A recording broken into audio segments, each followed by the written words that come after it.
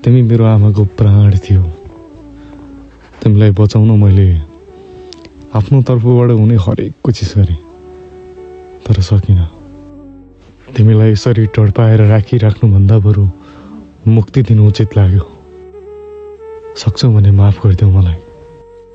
तिमी पनि आमा नै हो। आँखा लागिमा दुवै आँखा गुमाउँदा, न खान सक्ने न पानी पिउन सक्ने अवस्थामा पुग्दा, शरीरको बाहिरी बनावट पुरै गुमाउँदा पनि तिमी बच्चाको लागि बाँचेको थियौ भन्ने कुरा छर्लङ्ग हुन्छ।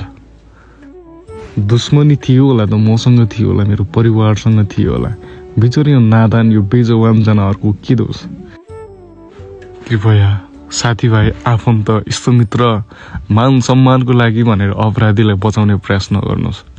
आज मसँग यस्तो खालको गतिविधि गर्न सक्नेले भोलि तपाईँसँग पनि त्यही गतिविधि नदोहोर्याउला भन्न सकिन्न। यो घटनाले मेरी आमा विक्षिप्त बनेकी छिन्। उनको मानसिकतामाथि निकै गहिरो घाउ लागेको छ।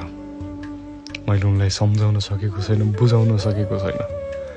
जब त्यो भैँसीको पेटबाट निकालिएको यो बच्चाले मुटु ढकढक्यायो, तब म रातभरि राम्रोसँग निदाउन सकेको छैन।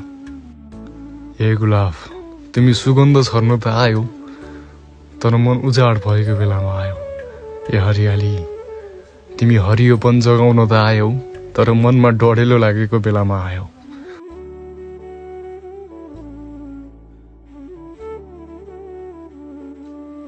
कुनै समय काली भनेर बोलाउँदा दौडेर नजिकाउने त्यो भैँसी आज आफ्नै आँखा अगाडि यसरी टाढा जाँदा मन सम्हाल्न सकिरहेको छैन।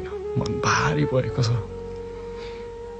मेरो मेन्टल्ली प्रेसर यति हाई भएको छ कि कुरै नगर्नु।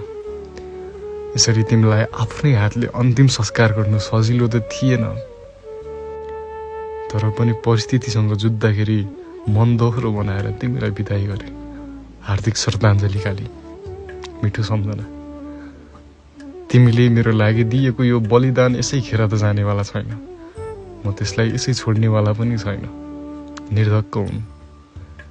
न्याय ढिलो चाँडो होला, तर न्याय अन्धो हुँदैन। जसको लागि तिमी बाँचिरहेको थियौ, जसको लागि तिमी सास लिइरहेको थियौ, उसलाई मैले तिम्रै काखमा राखिदिएको छु।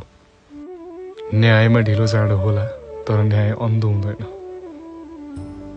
तिमीले मेरो लागि दिएको यो बलिदान यसै खेर जानेवाला छैन।